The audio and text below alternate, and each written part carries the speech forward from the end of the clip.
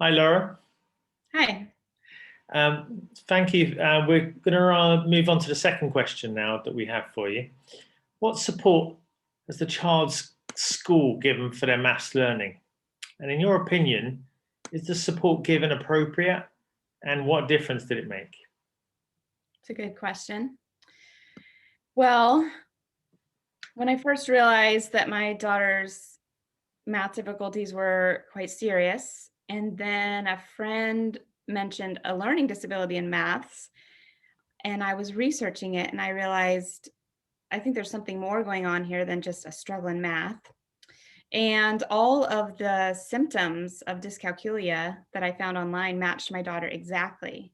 So that started in motion getting tested. And it was a real struggle at school to get tested because she was a great student. She loved school, she was engaged, she was uh, highly capable in some areas, and so I think she covered up her math struggle with that.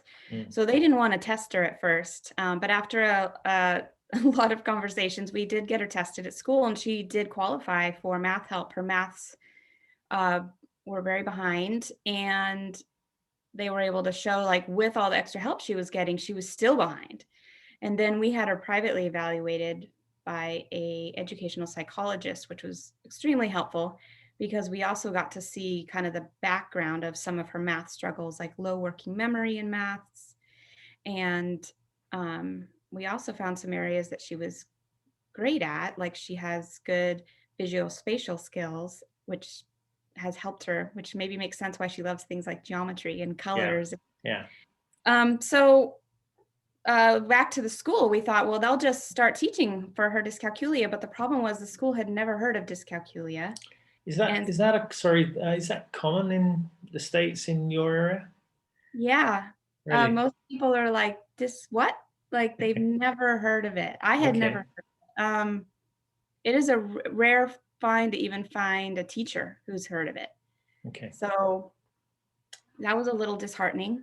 Okay. And this was almost 4 years ago now. So a lot has happened since Right. then.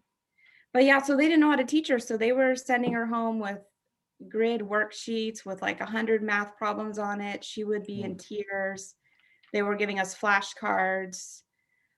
She only had class for 20 minutes twice a week with the specialist who didn't even know anything about dyscalculia. She was super warm and friendly, and she helped to kind of relieve anxiety, but she didn't know how to teach her. Yeah.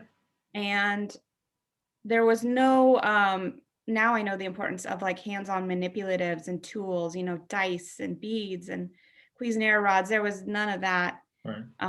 in math class. So we did that for 2 years, and I would try to look for books online and like feed it to the teacher.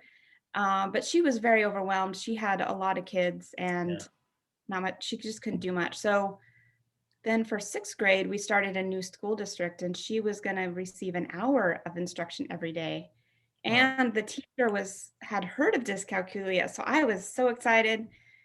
But a month in, my daughter's math anxiety was just through the roof again. And she would tell me these stories of what was happening in class, and I could tell there was not the emotional intelligence on the side of the teaching staff. If kids were anxious and maybe like having anxious behaviors, the teacher would say, stop that right now, instead of engaging with them with their anxiety. Right. Or Yeah. so it was not going well. And we had several conversations with the teacher, but she was also required by the school district to teach in a certain way. And so she couldn't Right. flex. And I just thought, this is not working. And so we pulled our daughter out of math, and I would teach her math at home in the morning. And this was middle school, so it was pretty easy. We could take her out of math class, I would teach her, then I would drop her off for the rest of the day. And this is when we started using some curriculum for dyscalculic learners, and it was all hands-on. And she got really excited about it. And she was nervous at first, but then literally in a week, I remember I was sitting on the couch and we would do maths in this like bright, sunny family room. We were renting a house at the time, and um, we had our beads out and we were doing these games, and she just was like, "Mom, I love doing this math with you like this." And I just That's about good. fell off the couch because I was so excited That's that good. it clicked. And so the year went on that way, um, just slowly. Basically, we thought about it as we are relearning math in a way that makes sense to her Mm, because she was understanding concepts with the hands-on materials that she never had before. I remember yeah. lining up Cuisenaire rods, and we get to the teens, and she's like, "Oh my gosh, there's a 10 in every teen?" And I was like, "Yeah," like, she was really excited.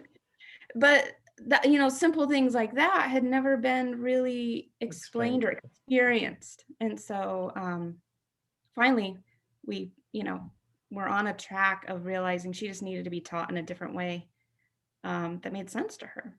Brilliant. Okay, thank you very much indeed.